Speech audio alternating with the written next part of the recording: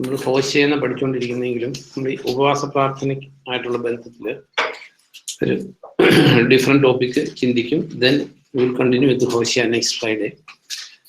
ഇതിൽ ഒരു ക്രിസ്തീയ അടിസ്ഥാന ഉപദേശങ്ങൾ പലപ്പോഴും അത് ഹയർ ലെവലിലുള്ള പല കാര്യങ്ങളും അറിയായിരിക്കും, എങ്കിലും ബേസിക് കാര്യങ്ങൾ പലപ്പോഴും നമുക്കറിയില്ലായിരിക്കും. അപ്പൊ ഇതില് ഏറ്റവും ബേസിക് ആയിട്ടുള്ള എങ്ങനെ നമ്മൾ രക്ഷിക്കപ്പെടാനുള്ള കണ്ടീഷൻസ് എന്താണെന്നുള്ളത് അറിയാവുന്നവർക്ക് ഒരു റീതിങ്കിങ്. പലപ്പോഴും കാരണം എന്താണെന്ന് ചോദിച്ചാൽ, ഇപ്പോൾ ഈ യഥാർത്ഥമായിട്ടുള്ള സുവിശേഷം പ്രസംഗിക്കപ്പെടുന്നില്ല. അതാണ് ഏറ്റവും വലിയ ദുഃഖം. കാരണം അന്ത്യത്തെക്കുറിച്ച് പ്രവചിച്ചപ്പോൾ അപ്പോസ്തലനായ പൗലോസ് പറഞ്ഞു, ഫസ്റ്റ് കൊറിന്ത്യൻസ് എടുക്കുന്നതല്ല, ഫസ്റ്റ് തിമോത്തി 4:1 ഇങ്ങനെ നമ്മൾ വായിക്കുന്നത്. ഒന്ന് വായിക്കാം. ഫസ്റ്റ് തിമോത്തി 4 വരും കാലത്ത് ചില ആളുകൾ കപടാത്മാക്കളെയും പിശാചുക്കളുടെ സിദ്ധാന്തങ്ങളെയും ചെവിക്കൊണ്ട് വിശ്വാസത്തിൽ നിന്ന് വ്യതിചലിച്ചു പോകും എന്ന് ആത്മാവ് സ്പഷ്ടമായി പറയുന്നു. അതെ, ആത്മാവ് സ്പഷ്ടമായിട്ട് പറയുന്നു. ഇംഗ്ലീഷിലാണ് എക്സ്പ്ലിസിറ്റ്ലി സെയ്സ്. അതിനകത്ത് ഒരു സംശയമില്ല. Spirit explicitly says in the latter days ആൾക്കാര് വിശ്വാസത്തിൽ നിന്ന് ഈ വിശ്വാസത്തിൽ നിന്ന് വ്യതിചലിച്ചു പോകുന്നതും വിശ്വാസത്തിൽ നിന്ന് പോകുന്നതും രണ്ടും രണ്ടാണ്. വിശ്വാസത്തിൽ നിന്ന് പോവുകയാണെങ്കിൽ നമുക്ക് തിരിച്ചറിയാൻ പറ്റും. വിശ്വാസത്തിൽ നിന്ന് വ്യതിചലിക്കുക എന്ന് പറയുന്നത് നേരെ സ്ട്രെയിറ്റ് പോകേണ്ടത് ഒരു ഡിഗ്രി തിരിഞ്ഞാല് വ്യതി എന്ന് പറയുന്ന ഡയറക്ഷനാണ് വ്യതി ചലിച്ചു പോകുന്നത്. അപ്പൊ ലാസ്റ്റ് ഡേയ്സില് ഈ അവിശ്വാസികളാവും നല്ല എഴുതിയേക്കുന്നത്. വിശ്വാസത്തിൽ നിന്ന് വ്യതിചലിച്ചു പോകും, അല്ലെങ്കിൽ അപ്പോസ്തലന്മാരൊക്കെ പ്രസംഗിച്ചതിൽ നിന്ന് വ്യതിചലിച്ചു പോകും. ഇപ്പം അതിനൊരു എക്സാമ്പിൾ പറയാറുണ്ട്. ഇപ്പം ഷിപ്പ് 1 ഡിഗ്രി തെറ്റിയാല് ഒരു 20 കിലോമീറ്റേഴ്സിൽ ഒരു വ്യത്യാസം തിരിച്ചറിയില്ല. ബട്ട് 1000 കിലോമീറ്റേഴ്സ് ട്രാവൽ ചെയ്യുമ്പോൾ കോണ്ടിനെന്റ് തന്നെ മാറിപ്പോകും. സോ അതുകൊണ്ട് പിശാച് ഒരിക്കലും ഒരു ഡയമെട്രിക്കലി ഓപ്പോസിറ്റ് ആയിട്ടുള്ള ടീച്ചിങ്സ് ക്രിസ്തീയ കോളത്തിലേക്ക് കൊണ്ടുവരികയേയില്ല. ചെറിയ ഉപദേശ പെശകൾ കൊണ്ടുവരും. അതവിടെ പറഞ്ഞേക്കുന്നത് വരും കാലത്ത്, അല്ലെങ്കിൽ ഇംഗ്ലീഷിലാണെങ്കിൽ ലാറ്റർ ഡേയ്സ്, അന്ത്യകാലത്തുന്ന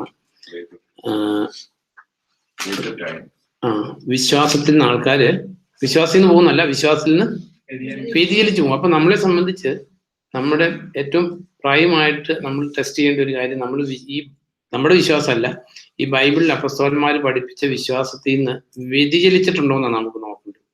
അതായത് even if it is 1 degree, കാലക്രമേണ അതായത് ഡിഫറെന്റ് കോണ്ടിനെന്റിൽ ചെന്ന് കയറും എന്ന് പറഞ്ഞാൽ നമ്മൾ സ്വർഗത്തിൽ ചെല്ലേണ്ടത് നരകത്തിലായിത്തീരും. അപ്പൊ ഇവിടെ പറഞ്ഞേക്കുന്നത് വിശ്വാസത്തിൽ നിന്ന് വ്യതിചലിച്ചു പോകുമെന്ന്, വരുംകാലത്ത് ചില ആളുകൾ കപട ആത്മാക്കളെയും പിശാചുക്കളുടെ സിദ്ധാന്തങ്ങളെയും ചെവിക്കൊണ്ട് വിശ്വാസത്തിൽ നിന്ന് വ്യതിചലിച്ചു പോകുമെന്ന് ആത്മാവ് സ്പഷ്ടമായി പറയുന്നു. മനസാക്ഷി കത്തിക്കരിഞ്ഞു പോയ അസത്യവാദികളുടെ കപടനാട്യങ്ങളിലൂടെയാണ് ഇത് സംഭവിക്കുക. അപ്പം ഇത്തിരിയോടെ ഹൃദയസ്പർശിയ. കാരണം അവിടെ പറഞ്ഞേക്കുന്നത് ഡോക്ട്രിൻ ഓഫ് ഡെമൺസ് പഠിപ്പിക്കുന്ന.